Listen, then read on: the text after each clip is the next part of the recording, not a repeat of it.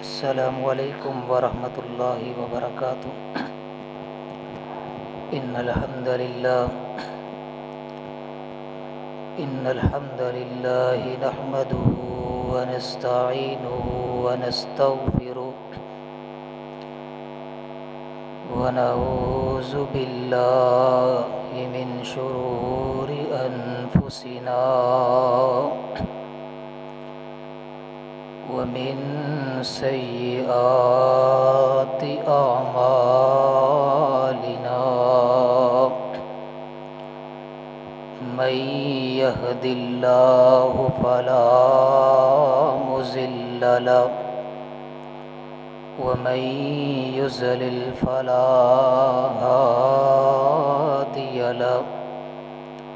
ونشهد أن لا إله إلا الله وحده لا شريك له ونشهد أن محمدًا عبده ورسوله يا أيها الذين آمنوا اتقوا الله وقولوا قولا سديدا يصلح لكم أعمالكم ويغفر لكم ذنوبكم ومن يطع الله ورسوله فقد فاز فوزا عظيما أما بعد فإن خير الحديث كتاب الله وخير الهدي هدي محمد صلى الله عليه وسلم وشر الأمور محدثاتها وكل محدثة بدعة وكل بدعة ضلالة وكل ضلالة في النار يا أيها الناس اتقوا ربكم الذي خلقكم من نفس واحدة وخلق منها زوجها وبث منهما رجالا كثيرا ونساء واتقوا الله الذي تساءلون به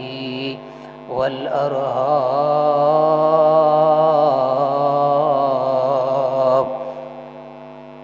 إن الله كان عليكم رقيبا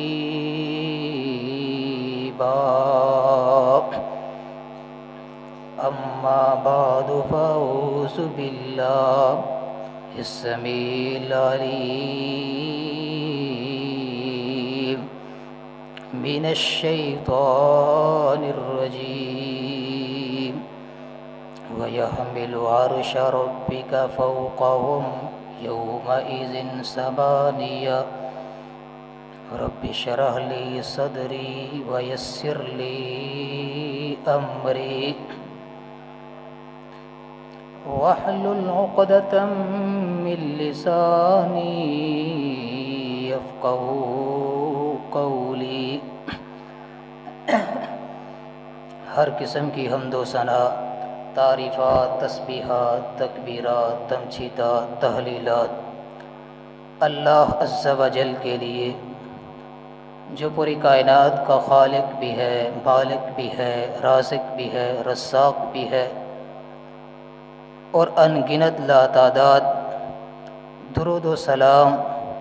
امام الانبیاء، خطیب الانبیاء، استاد الانبیاء، پیر اعظم، رہبر و رہنمائے اعظم، امام المتقین، سید الاولین، امام کائنات جناب محمد الرسول اللہ صلی اللہ علیہ وسلم کی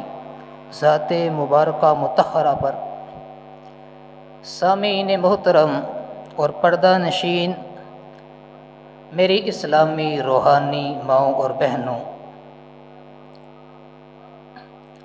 ہمارا جو موضوع چل رہا تھا بخاری شریف، امام بخاری رحمہ اللہ تعالی، ان کی حدیث کی کتاب صحیح بخاری 660 نمبر حدیث،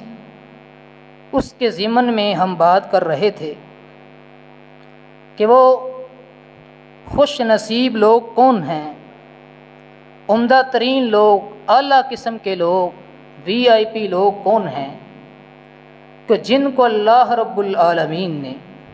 قیامت کے دن اپنے عرش کا سایہ نصیب کرنا ہے۔ امام بخاری رحمہ اللہ الباری اس حدیث کو اپنی کتاب بخاری میں 5 مرتبہ لے کے آئے ہیں۔ امام مسلم رحمۃ اللہ علیہ اسی حدیث کو اپنی کتاب صحیح مسلم میں 3 مرتبہ انہوں نے ان کو منتقل فرمایا ہے۔ میرے محترم بزرگوں، بھائیوں، اس حدیث کے 3 خوش نصیب بندے ہم سن چکے تھے، سمجھ چکے تھے۔ میں یاد دہانی کے لیے ایک مرتبہ پھر رپیٹ کر دیتا ہوں۔ نبی کریم صلی اللہ علیہ وسلم نے فرمایا، سبعۃ یظلھم اللہ فی ظلہ، 7 قسم کے خوش نصیب لوگ ایسے ہیں، یوم لا ظل الا ظلہ، قیامت کا دن ہوگا، قیامت کی سختی ہوگی، یوم تشخص فیہ الابصار، لوگوں کی آنکھیں پھٹی ہوئی ہوں گی، لوگ اچھی کیفیت کے اندر نہیں ہوں گے، ربی نفسی ربی نفسی، سب لوگوں کے ذہن میں یہ بات ہوگی کہ آج اللہ رب العالمین ہمیں بخش دے، ہمیں معاف کر دے۔ لیکن میرے محترم بزرگوں، بھائیوں، قیامت کا دن اذا السماء انفطرت، اللہ کہتے ہیں لوگوں آسمان پھٹ چکا ہوگا، وَإِذَا الْكَوَاكِبُ انتَثَرَتْ، یہ ستارے بے نور ہو کے زمین پہ گر جائیں گے، وَإِذَا الْبِحَارُ فُجِّرَتْ، پہاڑوں کو آگ لگ چکی ہوگی، وَإِذَا الْجِبَالُ سُيِّرَتْ، اور یہ جو آپ کو بڑے بڑے پہاڑ نظر آتے ہیں، کوئی بندہ، دنیا کی کوئی طاقت ان پہاڑوں کو ہلا نہیں سکتی۔ اللہ فرماتے ہیں کہ ایک دن آنے والا ہے، سُيِّرَتِ الْجِبَالُ، پہاڑوں کو ریزہ ریزہ کر کے ہواؤں میں اڑا دیا جائے گا، اور اسی دن یا ایھا الناس اتقوا ربکم، اللہ نے یہ بھی اعلان کیا، اے میرے بندو اتقوا ربکم، اپنے رب سے ڈر جاؤ، کیوں، ان زلزلۃ الساعۃ شیء عظیم، قیامت کی ہولناکی، قیامت کا زلزلہ، قیامت کا دن،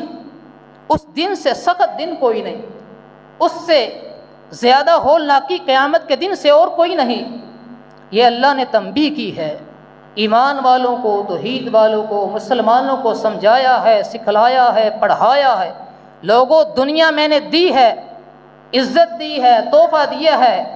اپنے رب کو راضی کر کے آنا ہے۔ تو میں بات کر رہا تھا الامام العادل،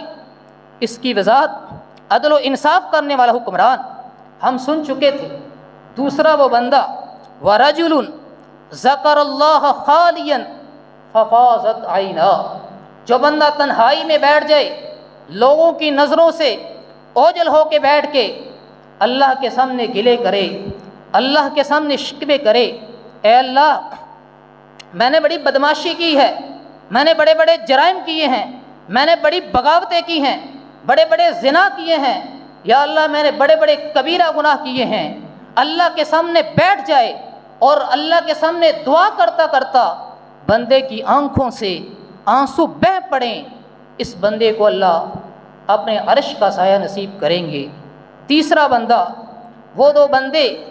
جو اللہ کے لیے محبت کرتے ہیں، خالص ہو کے، مخلص ہو کے، دو نمبریوں سے نکل کے، فراڈ سے نکل کے، دغا بازی سے نکل کے، چغلیوں سے نکل کے، خوشامدوں سے نکل کے، اللہ کے لیے، اللہ کے کسی بندے کے ساتھ اس کی نیکی کی وجہ سے، اس کی طہارت کی وجہ سے،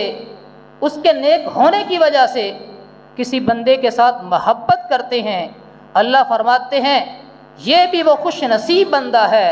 میرے پاس آئے گا، قیامت کا دن لگے گا، اللہ فرماتے ہیں اس بندے کو میں اپنے عرش کا سایہ نصیب فرماؤں گا۔ یہ تو 3 بندے وہ تھے جن کی وضاحت میں کر چکا تھا۔ اب چوتھے نمبر پر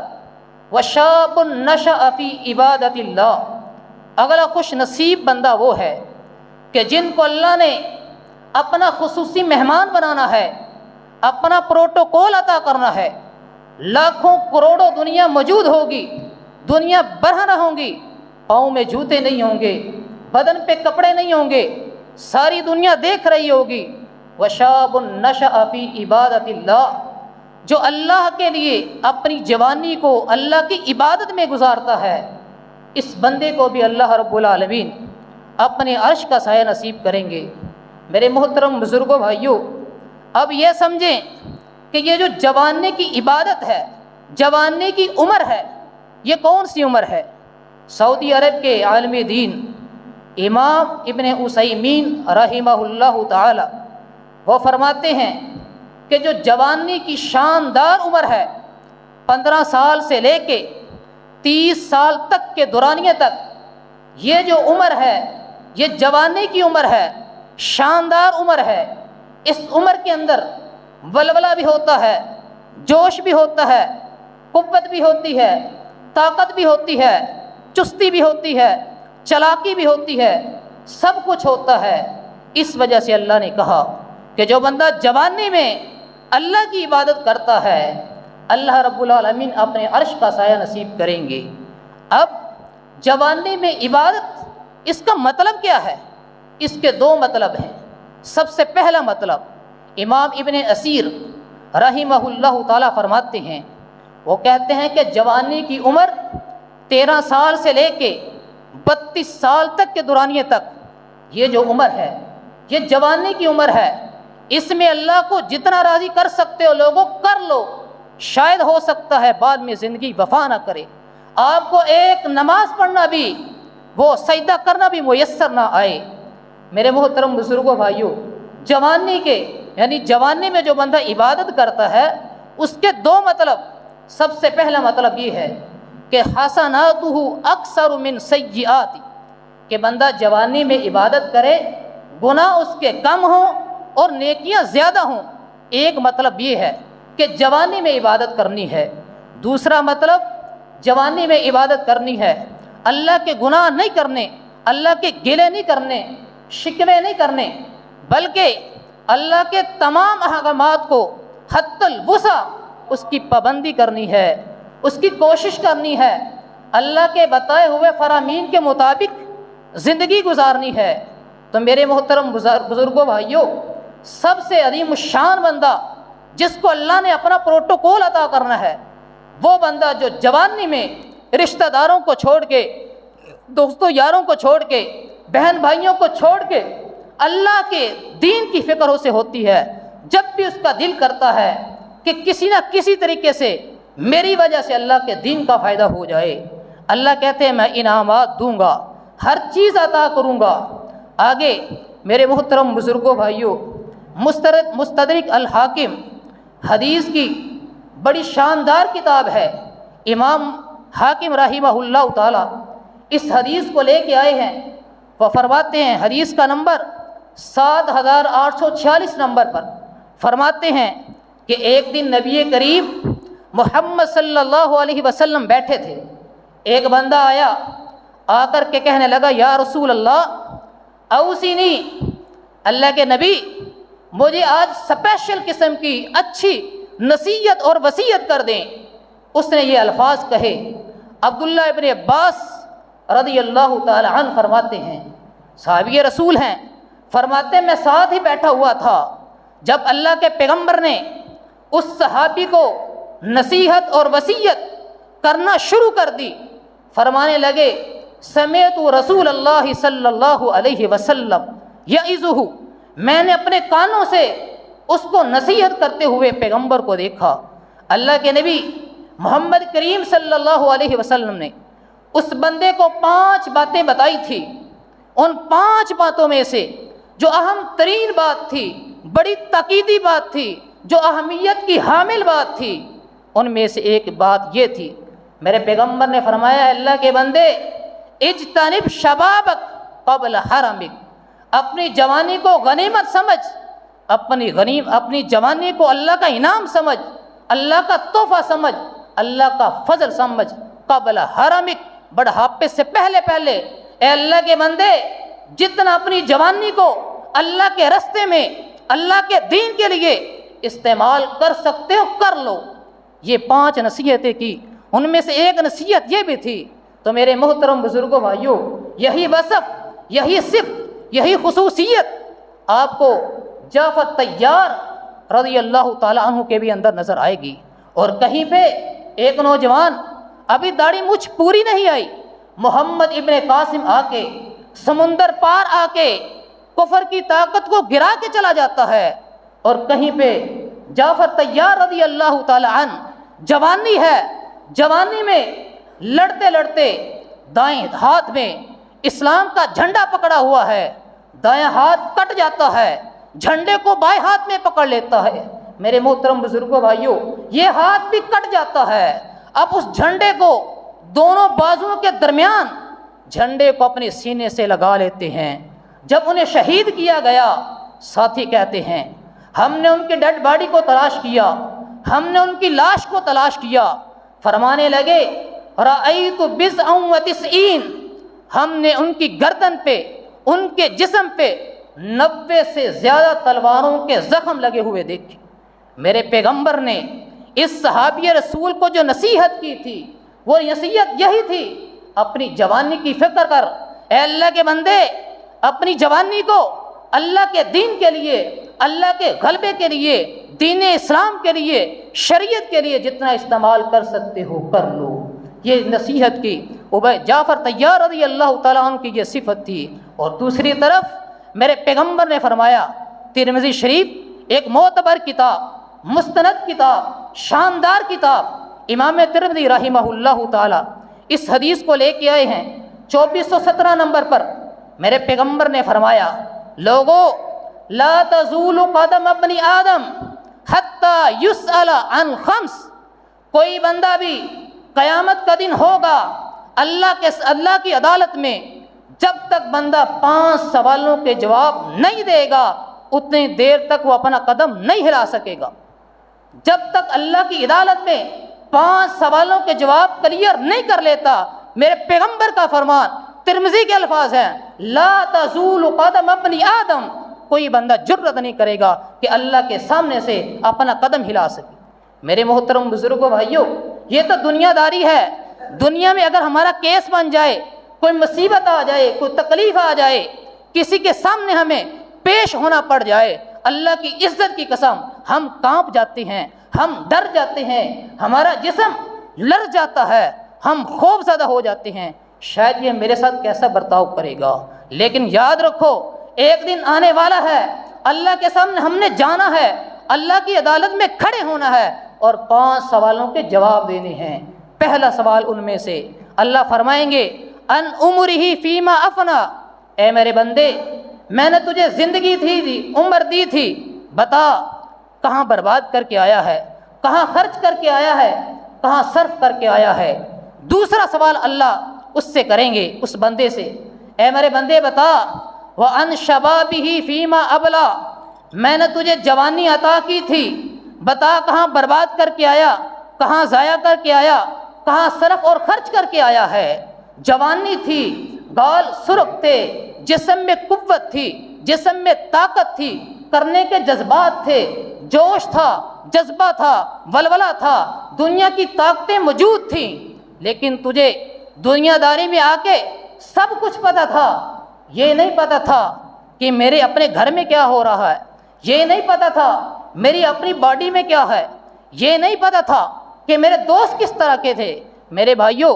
دنیا کے سارے نشے موجود ہیں، اگر نہیں نشہ موجود تو اللہ کی عبادت کا نشہ موجود نہیں، اللہ کی تابع فرمانی کا نشہ موجود نہیں، الجنت کمانے کا نشہ موجود نہیں، جہنم سے بچنے کا نشہ موجود نہیں، اذانیں سن کے جماعتیں نکلنے کا نشہ موجود نہیں، سارے نشے موجود ہیں۔ اچھے مکان کا نشہ موجود ہے، اچھے سٹیٹس کا نشہ موجود ہے، اچھی گاڑی کا نشہ موجود ہے، زنا کا نشہ موجود ہے، بدکاری کا نشہ موجود ہے، جہنم سے بچنے کا یہ نشہ موجود نہیں۔ میرے محترم بزرگوں، بھائیوں، اللہ فرماتے ہیں، میرے پیغمبر نے فرمایا وَعَنْ شَبَابِهِ فِيمَا أَبْلَىٰ، اللہ نے سوال کرنا ہے، جب تک بندہ جوانی کا سوال کلیئر نہیں کر سکتا اتنی دیر تک اپنے قدم کو ہلا نہیں سکے گا۔ میرے محترم بزرگوں، بھائیوں، اس دن کے بارے میں اللہ کا قرآن بھی کہتا ہے یا ایھا الناس اتقوا ربکم،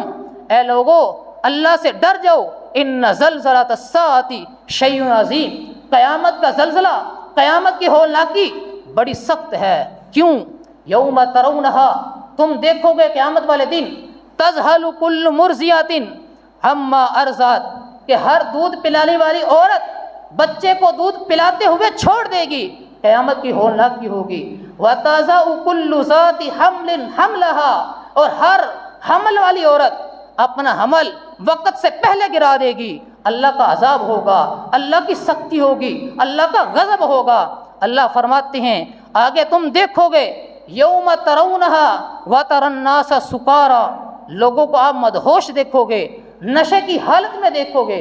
لیکن حقیقت یہ ہے وہ نشہ نہیں ہوگا، وہ مدہوش نہیں ہوں گے، بلکہ ولیکن عذاب اللہ شدید، اللہ کا عذاب اتنا سخت ہوگا، ہر بندہ ڈر جائے گا، ہر بندہ کانپ جائے گا، ہر بندہ لرز جائے گا۔ کہیں پہ اللہ فرماتے ہیں یوم یفر المرء من اخی، سگا بھائی بھائی کو دیکھ کے بھاگ چکا ہوگا۔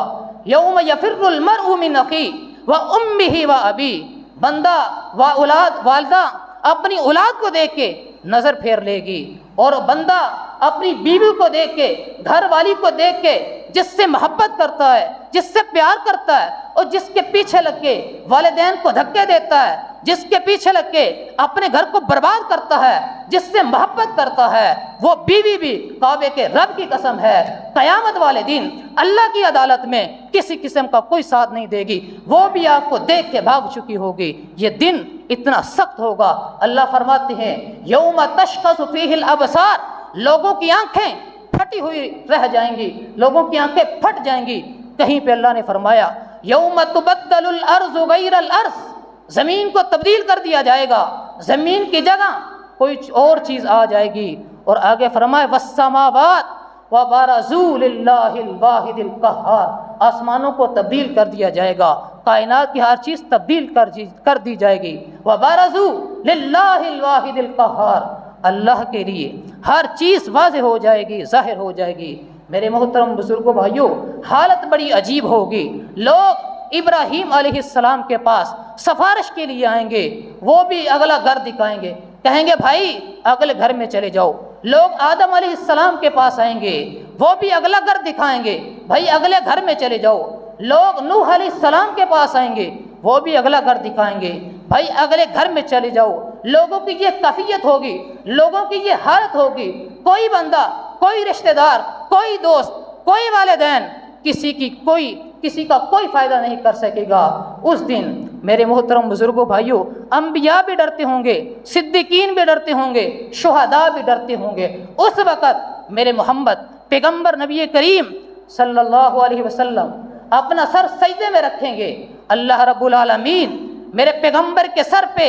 وہ شفاعت کا صحرا سجائے گا، شفاعت کا صحرا باندھے گا۔ میرے محترم بزرگوں، بھائیوں، اس دن کا وی آئی پی کون ہے؟ اس دن کا چیف جسٹ کون ہے؟ اس دن کا مہمان خصوصی کون ہے؟ اس دن کا پروٹوکول والا کون ہے؟ میرے پیارے بھائیوں، اگر ہم اپنے آپ کو سدھار لیں، سمجھا لیں، سنوار لیں، اللہ کی عزت کی قسم کائنات کی کوئی چیز بھی ہمیں ذلیل اور رسوا نہیں کر سکتی۔ شرط یہ ہے ہمارے دلوں میں اخلاص ہو، ہماری عقل میں اخلاص ہو، ہمارے دین میں اخلاص ہو۔ جب تک ہم اللہ کے لیے مخلص نہیں ہوں گے، اللہ کی قسم دنیا میں بھی برباد ہو جائیں گے، آخرت میں بھی برباد ہو جائیں گے۔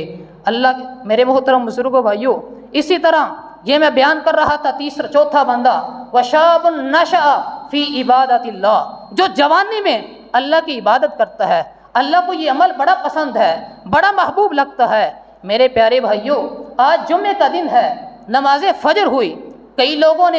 کچھ لوگوں نے اللہ کی توفیق کے ساتھ سورۃ الکہف کی تلاوت کی۔ اب سوال یہ ہے تلاوت کیوں کی ہے؟ میرے پیغمبر کا فرمان ہے، میرے پیغمبر نے فرمایا کہ جو بندہ سورہ کہف کی تلاوت کرتا ہے یا اس کی پہلی 10 آیات یاد کر لیتا ہے، قیامت والے دن اللہ رب العالمین ایسے بندے کو دجال کے فتنے سے بچا لیتے ہیں، بچا لیں گے، محفوظ کر لیں گے۔ اب سوال یہ ہے کہ یہ جو کہف ہے کیا؟ عربی میں غار کو کہتے ہیں۔ اچھا یہ غار کیا ہے؟ غار قرآن مجید میں اللہ تعالیٰ نے اس سورہ کا نام جو غار رکھا ہے، کہف رکھا ہے، اس کی وجہ کیا ہے؟ سوال کیجئے، جواب ملے گا۔ انہم فتیہ، کچھ نوجوان تھے، انہوں نے اپنی جوانی کی حفاظت کی، اللہ کو یہ عمل اتنا پسند آیا۔ ویسے تو اس سورت میں اور بھی قصے موجود ہیں، اور بھی واقعات موجود ہیں، لیکن اللہ رب العالمین کو ان نوجوانوں کی جڑی ہوئی غار، ان نوجوانوں کا کردار، ان جوانوں کی محنت اتنی پسند آئی کہ ہو سکتا ہے اس واقعے کو گزرے ہوئے سینکڑوں سال، ہزاروں سال گزر چکے ہوں۔ ہم نہیں جانتے کہ باپ کا نام کیا تھا، ہم نہیں جانتے وہ لوگ کون تھے، ہم نہیں جانتے ان کی برادریاں کیا تھی، ہم نہیں جانتے حکمران کون تھا، ہم نہیں جانتے ان لوگوں کی طاقتیں کیا تھی، ہم نہیں جانتے ان کے جذبات کیا تھے، لیکن اللہ کہتے ہیں انہم فتیہ، لوگوں وہ نوجوان تھے، انہوں نے اپنی جوانی کی حفاظت کی، اللہ کو راضی کیا، اللہ کے حکامات کو تسلیم کیا۔ انہم فتیہ، وہ نوجوان تھے، اللہ کو ان کی ادائیں اتنی پسند آئی، ان کے ساتھ پیار اتنا ہو گیا، ان کے ساتھ محبت اتنی ہو گئی کہ آمنوا بربہم، وہ اپنے رب پر ایمان لائے، اپنے رب پہ ایمان لا کے وہ حکومت سے ٹکرا گئے، وہ سوسائٹی سے ٹکرا گئے، وہ معاشرے سے ٹکرا گئے، وہ وکیلوں سے ٹکرا گئے، وہ ججوں سے ٹکرا گئے، وہ قاضیوں سے ٹکرا گئے، کائنات کے ہر بندے سے ٹکرا گئے۔ کیوں؟ انہم فتیہ، وہ نوجوان تھے،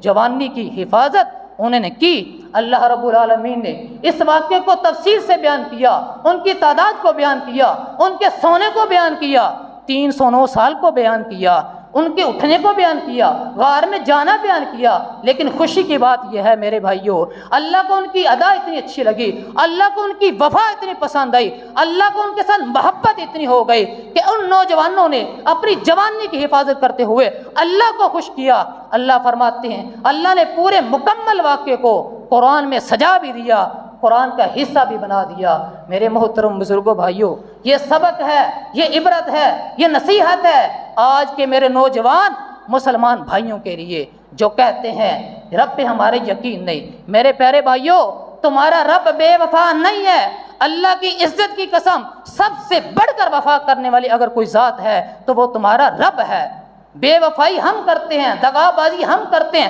فراڈ ہم کرتے ہیں، چلاکی ہم کرتے ہیں، کرپشن ہم کرتے ہیں، لوگوں کے مال ہم کھاتے ہیں، لوگوں کے حق ہم چھینتے ہیں، دنیا کو برباد ہم کرتے ہیں، لوگوں کے عیوب ہم تلاش کرتے ہیں، لوگوں کو تنگ ہم کرتے ہیں، لوگوں کو تانے ہم دیتے ہیں۔ ہمارا رب بے وفا نہیں، اگر بے وفا ہیں تو ہم بے وفا ہیں۔ میرے پیارے بھائیوں، اس جوانی کی عبادت میں اللہ کے پروردگار کے وفادار بن جاؤ، اللہ کی قسم اللہ مٹی کو بھی آپ کے لیے سونا بنا دے گا۔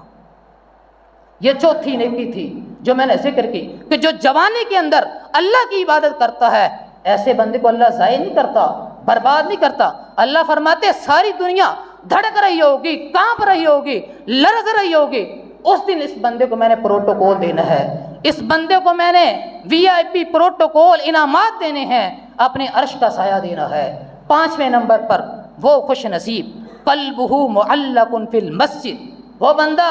جس کا دل اللہ کے گھر کے ساتھ لٹک جائے، اس جیسا خوش نصیب دنیا کائنات کے اندر نہیں ہے۔ میرے پیارے بھائیوں، ہمیں مال و دولت یہ نظر آتا ہے، گاڑی مال و دولت، روپیہ پیسہ مال و دولت، اللہ کی عزت کی قسم، جس بندے کو اللہ نے اپنے گھر میں لا کے بٹھا دیا ہے اس سے بڑا پروٹوکول اور نہیں ہے۔ صحیح مسلم کے اندر 663 نمبر بڑی شاندار حدیث نبی کریم محمد صلی اللہ علیہ وسلم نے فرمایا، ابی بن کعب فرماتے ہیں کہ میرا کزن تھا، میرا رشتہ دار تھا،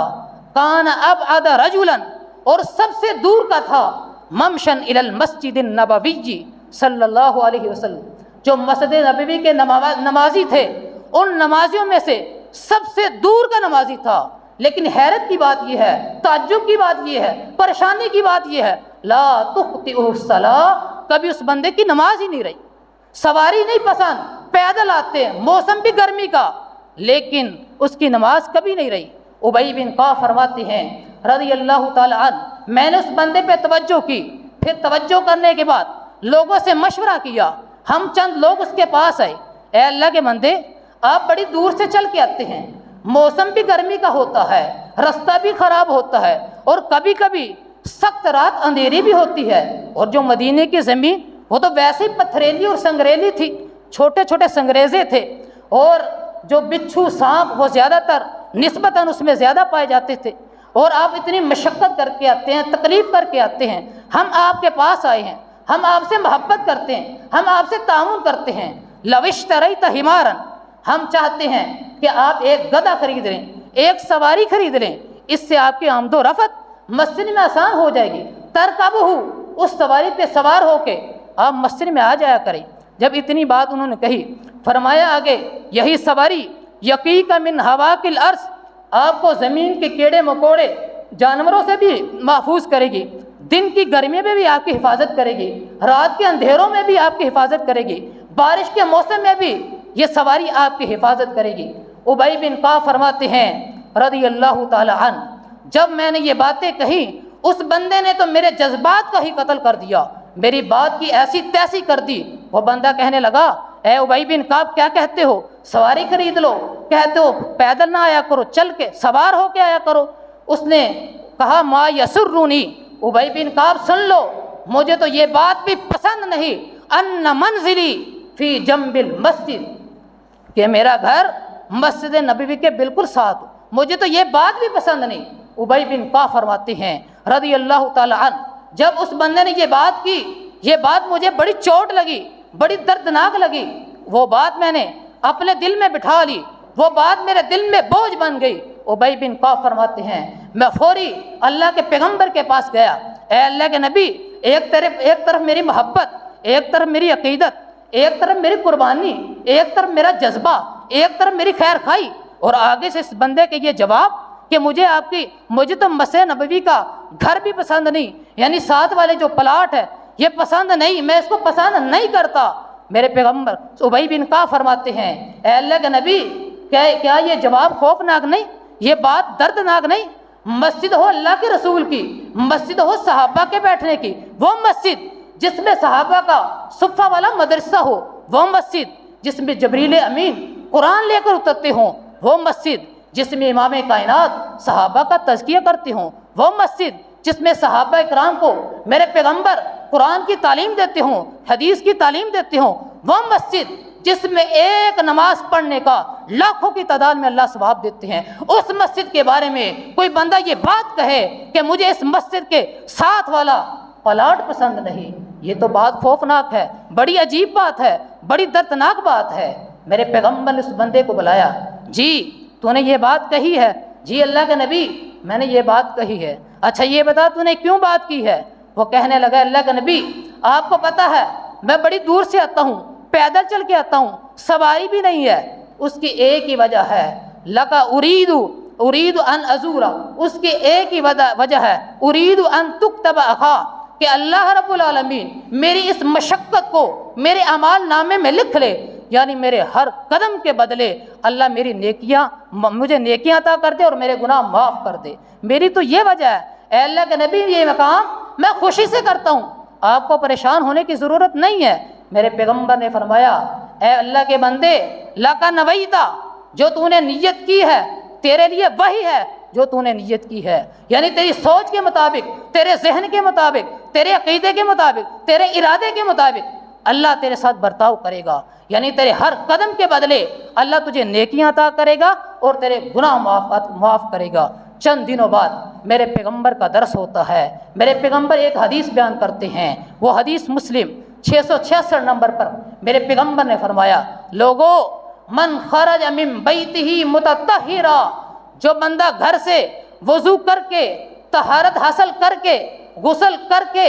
اچھے طریقے کے ساتھ نماز کے لیے مسجد میں آتا ہے، اللہ رب العالمین ایسے بندے کے ہر قدم کے بدلے اس کے گناہ بھی معاف کر دیتے ہیں، اس کی نیکیاں، اس کے گناہ معاف کر کے اس کو نیکیاں عطا کر دیتے ہیں۔ میرے پیغمبر نے یہ حدیث بیان کی تو میرے محترم بزرگوں بھائیوں، یہ وہ بندہ ہے جس کا تعلق، جس کا دل مسجد کے ساتھ لٹکا ہوا ہے، مسجد کے ساتھ بڑی محبت ہے، بڑی عقیدت ہے، بڑا پیار ہے۔ میرے محترم بزرگوں بھائیوں، آج تو معاشرہ ہی ایسا آ گیا ہے، ہم اللہ کے گھروں میں آتے بھی ہیں، نمازیں پڑھتے بھی ہیں، قیام کرتے بھی ہیں، سب کچھ کرتے ہیں، یہ اللہ کی طرف سے کوئی فیصلہ آ چکا ہے، ہمارے دل پاک نہیں، ہمارے دل بغض سے بھرے ہوئے، حسد سے بھرے ہوئے، کینے سے بھرے ہوئے، چلاکیوں سے بھرے ہوئے۔ جو اللہ کے گھر میں آ کے جس بندے کا دل صاف نہیں ہوتا، اللہ کی عزت کی قسم، اس کو چاہیے کہ وہ 50 سال بھی نمازیں پڑھتا رہے تب بھی اس کا کوئی فائدہ نہیں۔ جو مسجد میں آ کے اپنے دل کو پاک نہیں کر سکتا،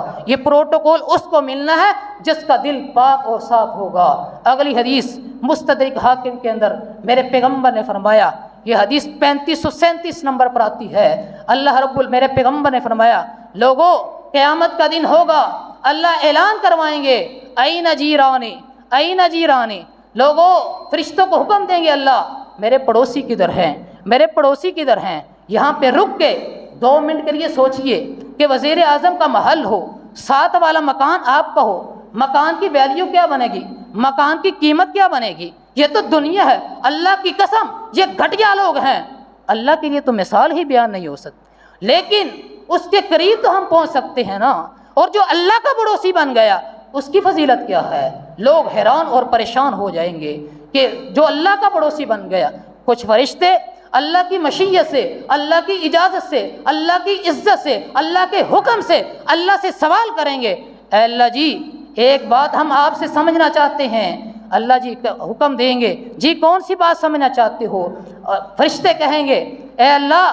لا ينبغي لأحد ان يجابر، یہ تو کسی بندے کی ہمت ہی نہیں، کسی کی جرت ہی نہیں، کسی کی طاقت ہی نہیں کہ تیرا پڑوسی بن جائے۔ اے اللہ آپ کا پڑوسی کون ہے؟ اللہ فرمائیں گے، جی بندے میں بتاتا ہوں، میرا پڑوسی این عمار المساجد، میرے پڑوسی دیکھنے ہیں جو مسجدوں دنیا میں رہتے ہوئے سب سے زیادہ وقت مسجدوں میں گزارا کرتے ہیں، جو مسجدوں کو آباد کیا کرتے ہیں، جو مسجدوں میں اپنا وقت گزارا کرتے ہیں، ہم جیرانی، وہ میرے پڑوسی ہیں۔ کہیں پہ میرے پیغمبر نے فرمایا، ان للمساجد اوتادا، لوگوں اللہ کے مسجدوں میں کچھ مسجدوں میں ایسے خاص بندے ہوتے ہیں کہ ان کا اور اللہ کا تعلق بڑا گہرا ہوتا ہے، اللہ کو ان لوگوں سے بڑی محبت ہوتی ہے۔ جیسے طاقتور گائیں، طاقتور بھینس، طاقتور اونٹ، جس طرح ہم اس کی حفاظت کرتے ہیں، اس کی حفاظت کے لیے، اس کو سنبھالنے کے لیے، اپنے نقصان سے بچنے کے لیے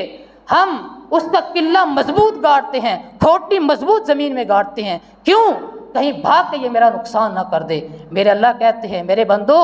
دنیا کائنات کے اندر میرے کچھ عظیم الشان بندے ایسے ہیں، یعنی تمہاری آنکھوں کے سامنے جیسے زمین میں گڑی ہوئی میخ، زمین میں گڑی ہوئی لکڑی، زمین میں گڑا ہوا مضبوط قلعہ، جس طرح اس کی مضبوطی ہوتی ہے ہم بطور مثال لوگوں کو بیان کرتے ہیں۔ اللہ فرماتے ہیں ان کا تعلق میرا ایسا ہی ہے، یعنی بڑا مضبوط تعلق ہے، یعنی ان کا ٹائم، ان کا وقت مسجدوں میں بہت زیادہ گزرتا ہے۔ مسجد میں ٹائم کب گزرے گا؟ مسجد میں وقت کب گزرے گا؟ جب دل مسجد میں لگے گا۔ جب دل مسجد میں نہ لگا، جب امام کے پیچھے جو ہم 4 رکعتیں ادا کرتے ہیں جب دل ان میں ہی نہ لگا، کعبے کے رب کی قسم ہے بعد کے نفلوں میں بھی نہیں لگے گا، بعد کی سنتوں میں بھی نہیں لگے گا، بعد کی تہجد میں بھی نہیں لگے گا، بعد کے وطروں میں بھی نہیں لگے گا، دنیا کائنات کے کسی کام میں انسان کا دل نہیں لگے گا جس انسان کا دل اللہ کی نماز میں نہیں لگ سکتا۔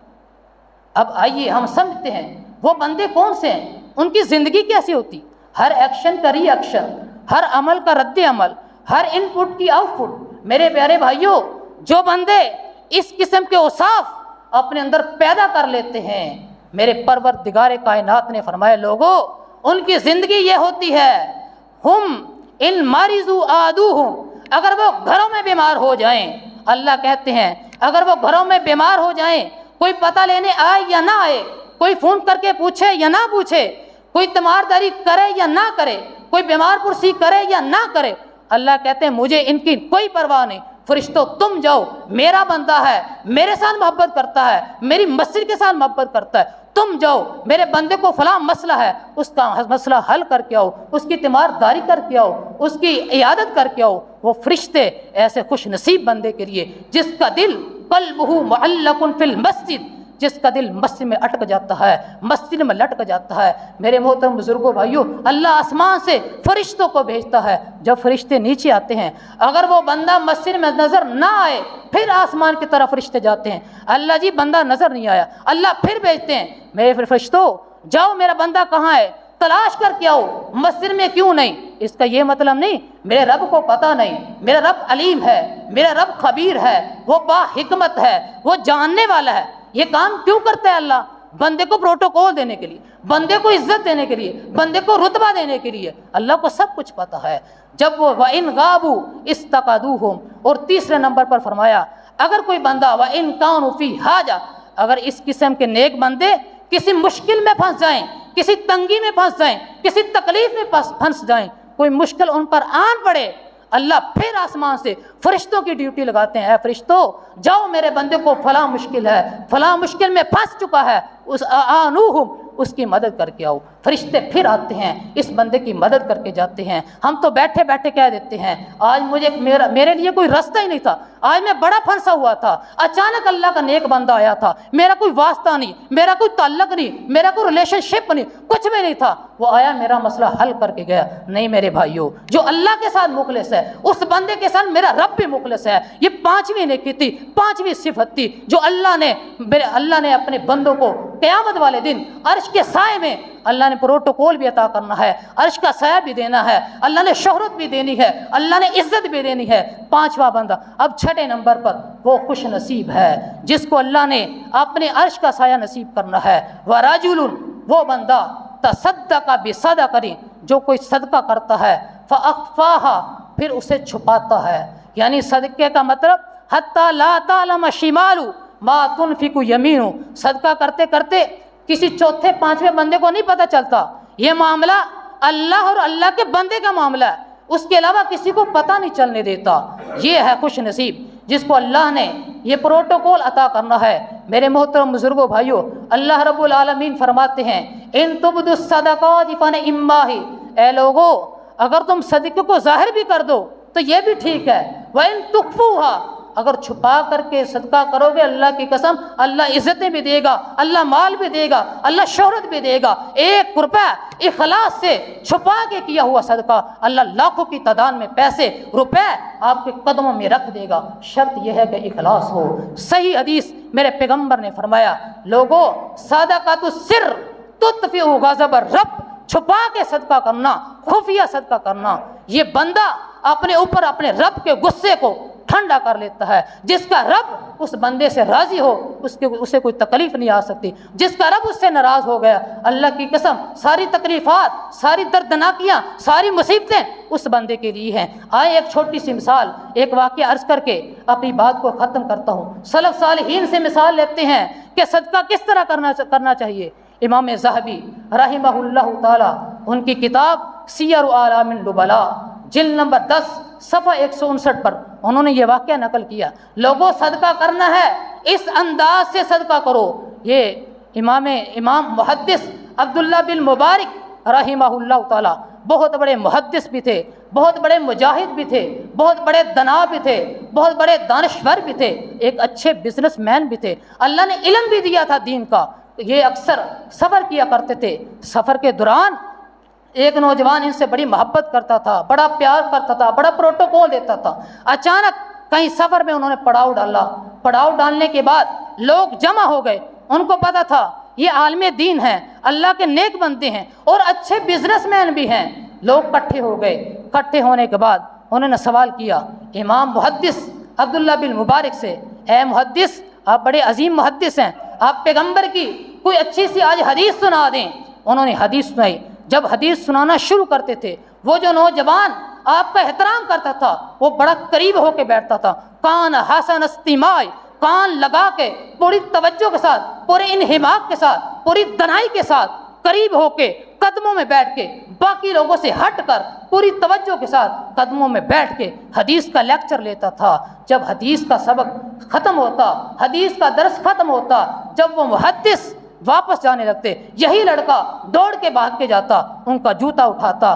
جوتا اٹھا کے صاف کرتا، صاف کرنے کے بعد سیدھا کرتا، اس کے بعد محدث کا ان کا سامان پکڑ لیتا، سامان پکڑنے کے بعد ان کے ساتھ ساتھ جاتا، کافی دور تک ان کو رخصت کر کے آتا۔ اور ایک دفعہ امام عبداللہ بن مبارک رحمہ اللہ تعالی دوبارہ تشریف لائے، درس حدیث دیا، حدیث پڑھائی، چہرے موجود تھے، سارے نوجوان موجود تھے، لیکن وہ نوجوان موجود نہیں آیا۔ حدیث مکمل پڑھائی، لیکچر پورا کیا۔ لیکچر پورا کرنے کے بعد انہیں تکلیف ہوئی کہ ایک بچہ تھا، اس طرح کا نوجوان تھا جس کی آنکھوں میں حدیث کا بڑا پیار، حدیث کی بڑی محبت، حدیث کی بڑی عقیدت، لوگوں کا بڑا احترام تھا، وہ آج نظر نہیں آ رہا۔ لیکن جب درس حدیث سے فارغ ہوئے، واپس جانے لگے، رستے میں اس انداز سے کوئی جوتا سیدھا کرنے والا نہیں تھا، اس انداز سے سامان پکڑنے والا نہیں تھا، اس انداز سے الوداع کرنے والا نہیں تھا، اس انداز سے کوئی رخصت کرنے والا نہیں تھا۔ عبداللہ بن مبارک محدث تھے، بزنس مین تھے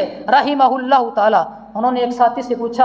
اے اللہ کے بندے، اس طرح کے ایک نوجوان ہے، وہ آج نظر نہیں آ رہا، کیا بات ہے؟ پتہ ہے، علم ہے؟ وہ کہنے لگا، محدث صاحب آپ چھوڑیں اس کو، کانا محبوسن، وہ قید کیا ہوا ہے، اس کو سزا ملی ہے۔ کیوں؟ بدینہ، اس نے کسی سے پیسے لیے تھے، کسی سے قرض لیا تھا، پیسے بنے نہیں، قاضی نے، اس بندے نے